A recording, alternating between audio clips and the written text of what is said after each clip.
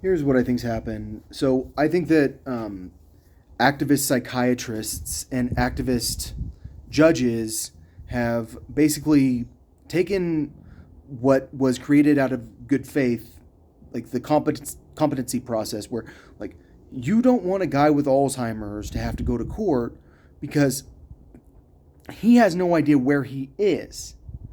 And so maybe you can medicate him until he's stable enough to talk to a lawyer, or maybe you can get him on a good day. Um, but you might have to declare him incompetent because he might not be able to go to trial right then. And that's really what competency is about. But I think that what's happened now is that there are all these anti-gun activists, and they want to say that we can take away guns without, like, even if you didn't break the law. You did something that bothered us, and we've decided that as a psychiatrist, I'm just going to declare you incompetent for like a month. Yeah. Okay, so you're not actually trying to get me competent for trial then. Like, so you're just trying to be an activist psychiatrist who gets to be that opinionated about whether or not someone has a gun, even if this person has like the most extreme security issues you can't even imagine. You have no idea the shit that I go through. So I mean, if you had to go through this shit I have to go through without a gun, you have no idea. You would not be okay, and I am okay, and it's hard. And even with a gun, it's okay. It's hard to be okay.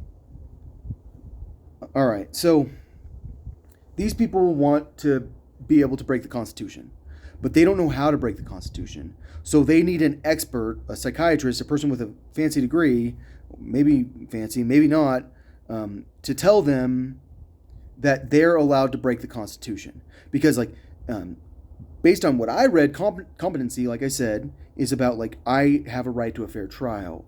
And if I can't have a conversation with my lawyer, if I don't even know who the people involved with the trial are, then how can I become competent?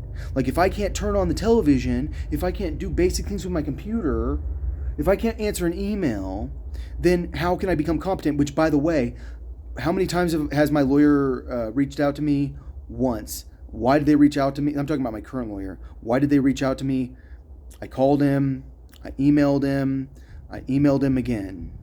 And maybe I emailed him again. And I don't know how many times I tried to reach out to him. And I mean, I think he was trying to talk to me more about like what the psychiatrist said in the competency evaluation, but it was irrelevant to me. He said you're incompetent. So like in my opinion, what like if I am not my dad, which my dad can't sign a document. You have to put his pen down and say, okay, now start signing. He can't find his spot to sign his document. Like, if I'm not my dad, then what do they think about me? They think that I'm a dangerous, incompetent person that needs to be locked up. Because I am someone who believes that people are trying to kill me. I'm a big, strong man. I might hurt someone. And that's the thing about, like, I might be put in a psych ward because what am I going to do? I'm going to like I mean, I swear to God, you don't understand this other psychiatrist. Like I've been through the psychiatrist that's a cop interrogating you situation. You think I'm going to go through the cop psychiatrist interrogating me situation? Like, I mean, you guys can say, "Well, you're paranoid." Do you think that? Okay. Do you think that if you were the government that you'd make sure that there's a cop interrogating this guy because of COVID-19?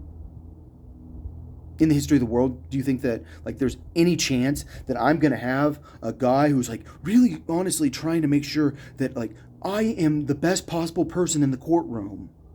Because that's my goal as the person that's your guardian. I'm your legal guardian because I'm a psychiatrist that's in charge of you now, and I want you to be the best possible person. Like, is there any possible world in which these psychiatrists that are declaring me incompetent think they're gonna help me?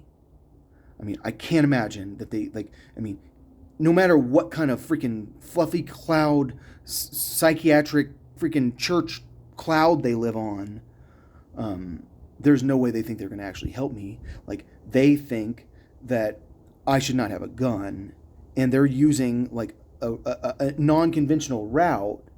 But I think it's more than anything. I'm pretty sure like they're friends of the public defender's office, and some people are worried about people getting in trouble. That's my theory about this whole situation. I think that everyone is worried about people getting in trouble, and they're all trying to watch each other's back. So even when I get people that are on my side helping me, yeah, You send me a psychiatrist that like he declares everyone incompetent or something like that. I don't know. I mean, I'm just saying like I could have found Lauren Boebert, the psychiatrist. I guarantee you.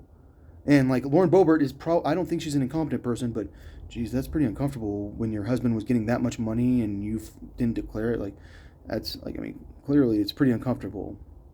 All right, so I mean I remember I'm from Colorado, so she was advertising in Colorado Springs all the time. Which by the way, we are the COVID-19 capital of Colorado right now. Yeah, El Paso County. Yeah, we're the capital. We have the worst COVID-19 in Colorado.